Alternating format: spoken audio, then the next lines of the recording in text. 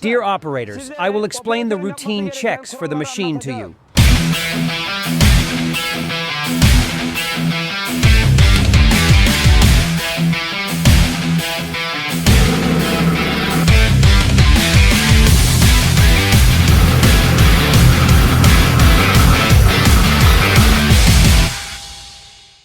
Dear BAGSAN operators, in this video I will provide detailed information on the checks you need to perform every morning before starting your machine.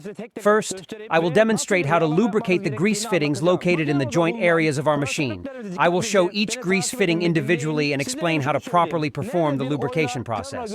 I will show you all the grease fittings on our machine, so please watch carefully. Wherever you see a moving joint, there will definitely be a grease fitting.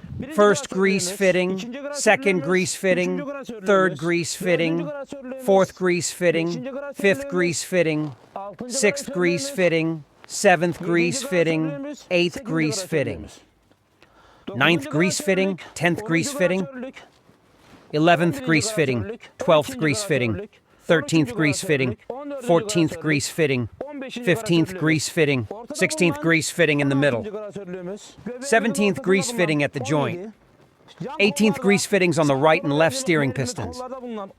On the other side of the 19th grease fittings. 20th grease fitting directly opposite. 21st grease fitting in front. 22nd grease fitting on the shaft. 23rd grease fitting on the front shaft.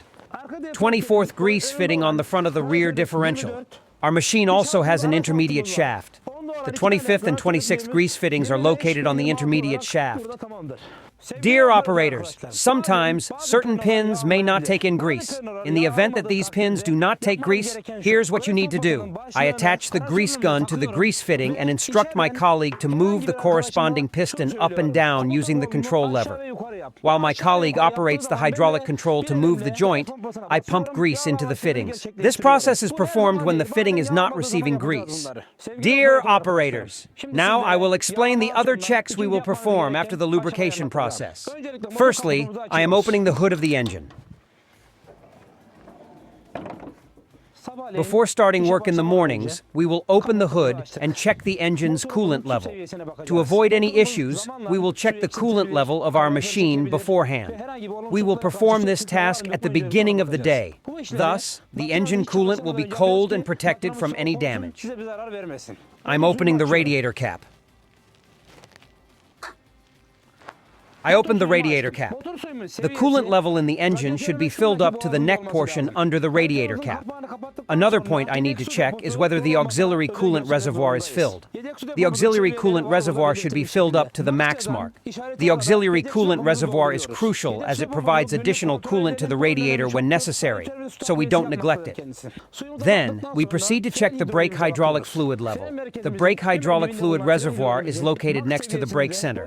The brake hydraulic fluid should be filled up to the max mark. We are checking the engine oil. We pull out the oil dipstick located on the right side of the engine.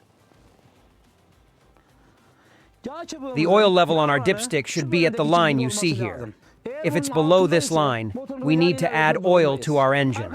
Friends, another important aspect is the regular check of the transmission fluid. First, we pull out the transmission fluid dipstick.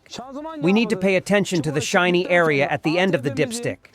We must ensure that this area is completely filled. Dear operators, in this video I covered the daily checks you need to perform. Be sure to watch our other videos as well.